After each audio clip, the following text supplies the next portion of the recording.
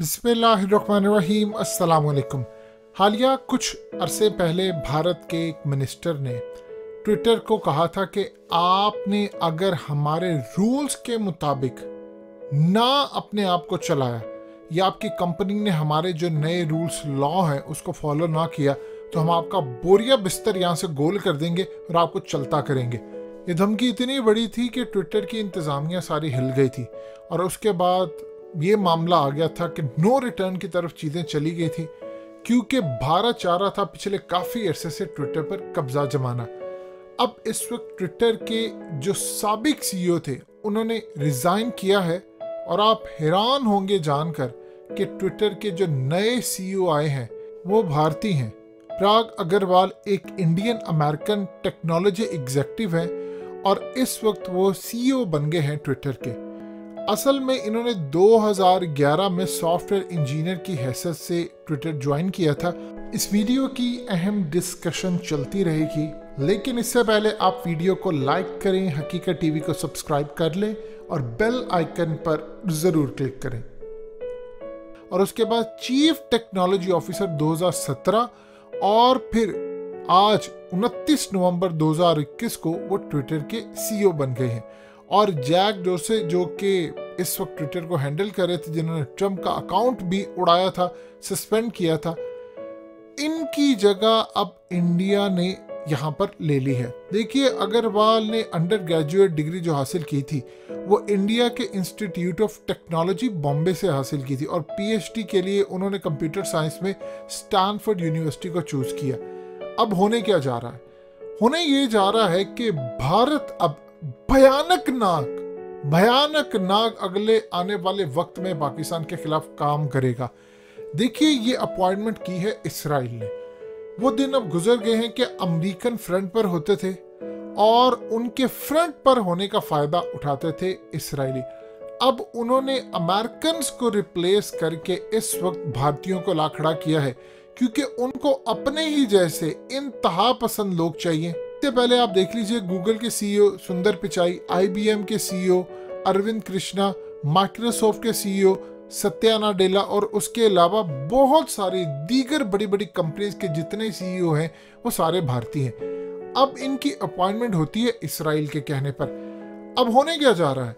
देखिए, पूरी दुनिया के अंदर कैंपेन है कि भारतीय ट्विटर के ऊपर जो जर्नलिस्ट हैं, जो तमाम लोग हैं, उनको पूरी तरह साइलेंस करते हैं, खामोश करवाते हैं। सबसे पहले यहाँ पर काम ये होगा कि Trump, ex president of US, वो मोदी को कहेंगे कि तुम ट्विटर से बातचीत करो और मेरा अकाउंट रीस्टोर करवाओ, क्योंकि इस वक्त ट्विटर पूरी दुनिया के अंदर जो काम करने जा रहा है वो इंडिया की पॉलिसीज को पहले रखेगा। अब जितना मर्जी कह लें, किसी के पास अमेरिकन पासपोर्ट होगा, किसी के पास अमेरिकन ग्रीन कार्ड होगा, और अगर वो भारतीय है तो वो भारत के मफादात के लिए काम ना करे, सवाल ही पैदा नहीं होता। ट्रम्प को कहना पड़ेगा मोदी को, लेकिन उनको ये भी देखना है कि कहीं उनके रिलेशंस यूएस प्रेसिडेंट बाइडेन के साथ खराब ना हो जाए। अब जो मामला चल रहा है उसको जरा समझिएगा कि पाकिस्तान के लिए कहर बनकर टूटेगा। पहले ये कोशिश करेंगे कुछ अरसे में ये बताने के लिए कि मैं बतौर सीईओ पाकिस्तान के लिए बड़ा अच्छा हो सकता है, छोटे मोटे इकदाम कर दें, लेकिन अल्टीमेट जो गोल इनका ये होगा वो काम किस तरह करेंगे। देखिए, ट्विटर काम इस तरह करने जा रहा है कि जो उनकी खास तौर पर पॉलिसीज है कि नफरत आमेज जो कंटेंट होता है उसको रीच मिलती है ज्यादा, यानी वो ज्यादा लोगों तक दिखाया जाता है। जितने फेक जो खास तौर पर इंडिया से ऑपरेट होते हैं, ऑलरेडी आप जानते हैं कि जब भारत का सीईओ था नहीं तब उन्होंने उधम मचा दिया था और उस वक्त जानिबदारी वो भारत के हक में थी और सारे पाकिस्तानी चीखते थे कि हमारे अकाउंट्स उड़ते हैं, ये होता है, वो होता है, लेकिन भारत के अंदर ऐसी सूरत हाल नहीं थी। अब वो असल में काम ये करेंगे कि भारत के मफादात को पूरी तरह नुकसान पहुंचाएंगे। ये जो नए सीईओ आए हैं, इनको हैसियत ये हासिल है कि इन्होंने ट्विटर का नेटवर्क पूरी दुनिया में एक्सपैंड किया है।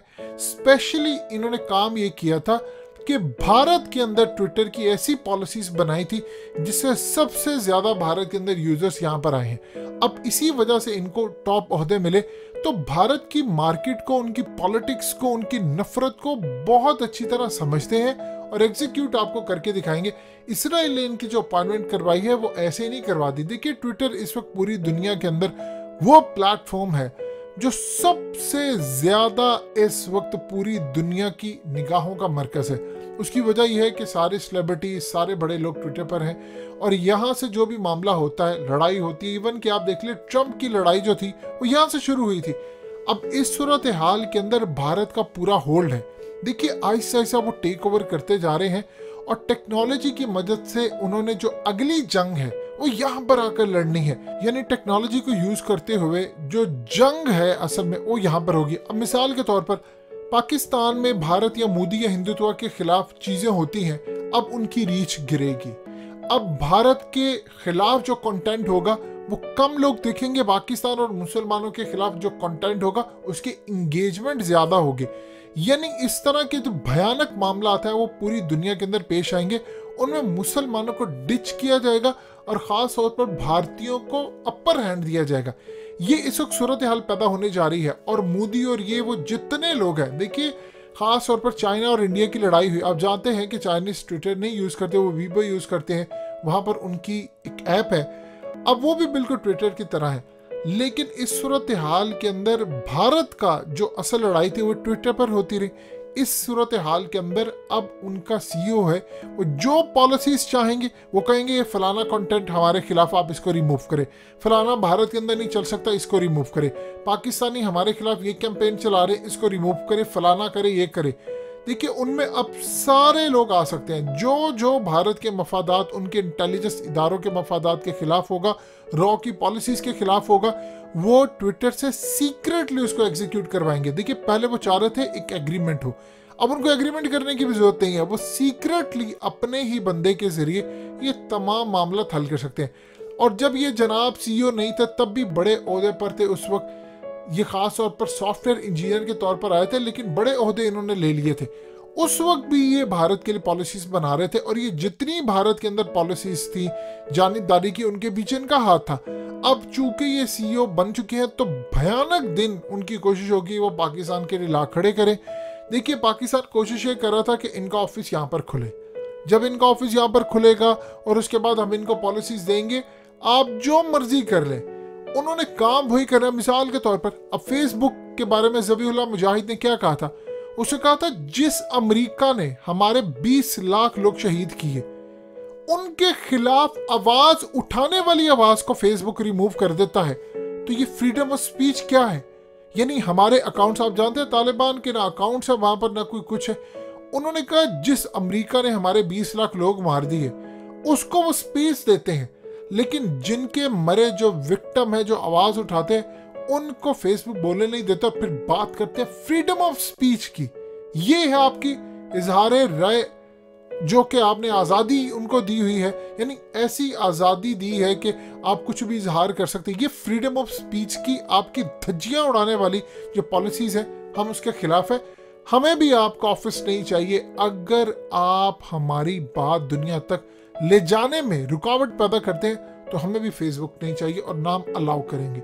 सो इस सूरत हाल के अंदर आप अंदाजा कर सकते हैं कि मुसलमानों पर क्या कड़े दिन आ रहे। असल में अगला जो लम्हा है उसमें मुसलमानों के खिलाफ चीजें जाएंगी। उनकी कोशिश होगी इसराइल, भारत और जो उनके मफादात के खिलाफ हो उनकी रीच ना जाए, और जो मुसलमानों के खिलाफ नफरत आमेज कंटेंट हो उसको वो दुनिया भर में वायरल करवाएं।